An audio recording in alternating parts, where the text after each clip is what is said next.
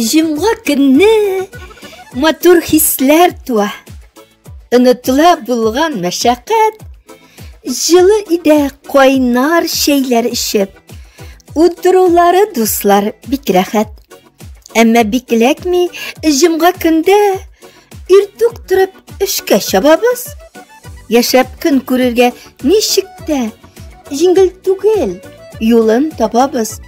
Исән-сау яшәргә, йөрергә язсын. Тормыш юллары бик тә катлаулы. Әмма без күнеккән инде барысына. Хуп күрәбез алга атлауны. Җомга көнне үзенә бер бәйрәм ул. Җомгадан соң рәхәт ял итәм.